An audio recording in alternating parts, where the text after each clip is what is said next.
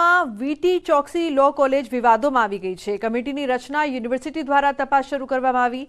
યુનિવર્સિટીએ high level કમિટીની રચના કરી છે। કમિટીમાં રજિસ્ટ્રાર, પરીક્ષા નિયામક, ડેપ્યુટી રજિસ્ટ્રાર સહિત લો ફેકલ્ટી ડીનનો કમિટીમાં સમાવેશ કરાયો છે। તો વિવાદ અંગે યુનિવર્સિટીના કુલપતિ કિશોરસિંહ ચાવડાનું નિવેદન। આ સમગ્ર મામલે નિષ્પક્ષ તપાસ કરવા આચાર્યને રૂબરૂ બોલાવવા સૂચના આપી છે। કમિટીના સભ્યો આ મામલે નિષ્પક્ષ તપાસ કરશે। મહત્વનું છે કે વીએનએસજીયુ સંલગ્ન વીટી ચોકસી લો કોલેજના નાપાસ વિદ્યાર્થીને ફર્સ્ટ ક્લાસથી પાસ કરવાનો મામલો ગરમાયો હતો।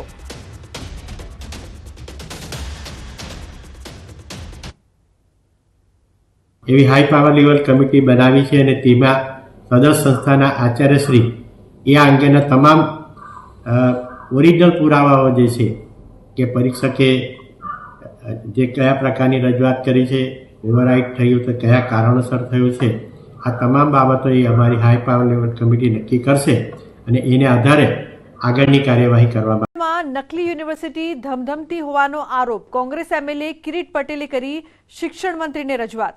એમકે યુનિવર્સિટી નકલી હોવાનો આરોપ, યુનિવર્સિટીની તપાસ કરવા ધારાસભ્યની માંગ। આ યુનિવર્સિટી રાજસ્થાનના કોઈ યાદવને વેચી મારી હોવાનો આક્ષેપ। યાદવ ડુપ્લિકેટ માર્કશીટના કેસમાં જેલમાં છે।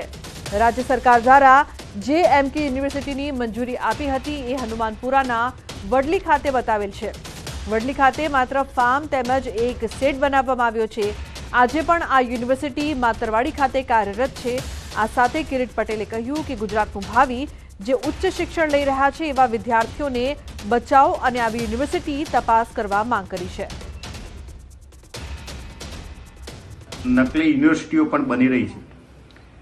અગાઉ પાટણ ખાતે એમકે યુનિવર્સિટીને મંજૂરી આપવામાં આવી હતી। વિધાનસભાની અંદર પણ અમે આ બાબતે રજૂઆત કરી કે આજે પણ એ યુનિવર્સિટી રાજસ્થાનના કોઈ યાદવને વેચી મારવામાં આવી છે અને યાદવ પણ ડુપ્લિકેટ માર્કશીટો અને ડુપ્લિકેટ ડિગ્રીઓ વેચવાની અંદર આજે રાજસ્થાનની જેલમાં છે। તો નકલી અધિકારી બાદ હવે યુનિવર્સિટી પણ નકલી જોવા મળી રહી છે। એમકે યુનિવર્સિટી નકલી હોવાનો આરોપ લાગ્યો છે। યુનિવર્સિટીની તપાસ કરવા માટે ધારાસભ્ય દ્વારા માંગ એમએલએ કિરીટ પટેલે કરી છે।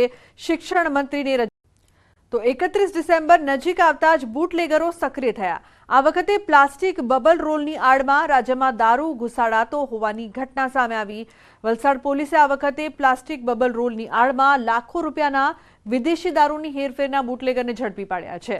બાતમીના આધારે પોલીસે દારૂ ભરેલ ટેમ્પોને રોકી તેને ઝડપી પાડ્યો છે। 3.5 લાખથી વધુની કિંમતના વિદેશી દારૂનો જથ્થો ઝડપાયો હતો। આથી પોલીસે આ પ્લાસ્ટિક બબલ રોલ અને ટેમ્પા સહિત 14 લાખથી વધુનો મુદ્દામાલ કબજે કર્યો તેમજ એક વ્યક્તિની ધરપકડ કરી અન્ય એકને વોન્ટેડ જાહેર કર્યો છે। આ દારૂ દમણથી અંકલેશ્વર તરફ લઈ જવાતો હોવાનું સામે આવ્યું છે।